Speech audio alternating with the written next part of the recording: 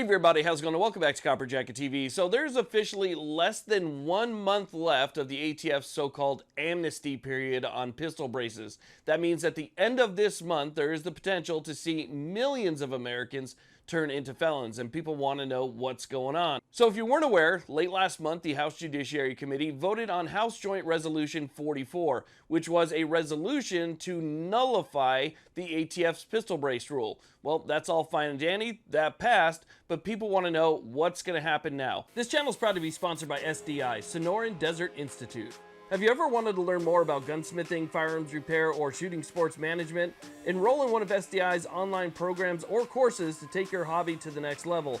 Payment plans and funding options are available, so visit the link below or call 480-999-4767 to learn more. Now, I talked to a lot of people, and I was really surprised to find out how many people thought, because the House Judiciary Committee voted to nullify the brace rule, that was it. That was the end of the story. We have nothing to worry about at the end of the month. It's all said and done because that's what they voted.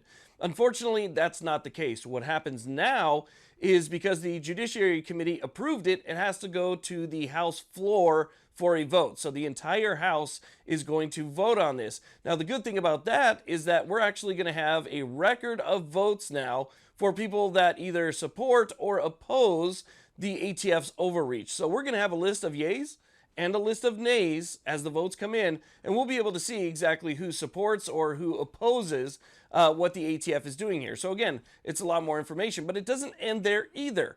Even if the House votes yes and approves Joint Resolution 44, it still has to go up to the president's desk for a signature, and you can be almost certain that he is going to veto it. And why would he veto it? Well, that's because this is exactly what his administration is pushing for. This is what he wants. Now, the upside, if there is any upside here, is that the House holds the power of the purse. And we heard during a lot of the debates when they were talking to Dettelbach, when they were talking to the creator of the brace, and they were talking to professionals and other people and so forth, we heard a lot of talk about withholding funding from the ATF if something isn't done here, if they don't kind of move backwards on this brace rule. And the House has the power of the purse, so the House is the one that controls where the money goes and how much of that money goes there.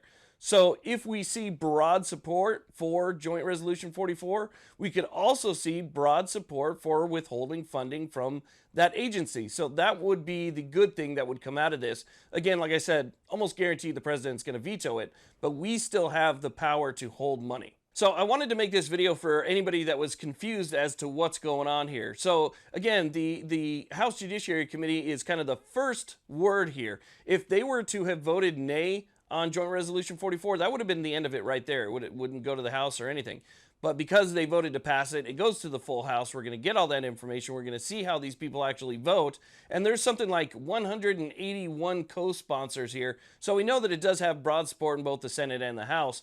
But generally speaking, we'll be able to see exactly who supports it and who doesn't, right? So that's always good information. But then it's up to us to actually contact our legislators and let them know, hey, you know, we want you to vote yes on House Joint Resolution 44. We want you to support this. And so we'll see after that whether or not they believe that, you know, they're going to be held accountable or not, and whether or not they're going to keep their seat in Congress or not. And then we'll be able to move from there. But you also want to tell them that, hey, you know, if this gets vetoed, we want you to withhold funding. And that's a very important aspect because just like in every other part of our life, money talks. Money is a big motivating factor. Money talks, and if you withhold money from a big agency like that, it's definitely going to send the message that, hey, we're not going to stand for this type of stuff, for government overreach, for bureaucrats that are making law, changing law, and enforcing new laws that didn't exist prior.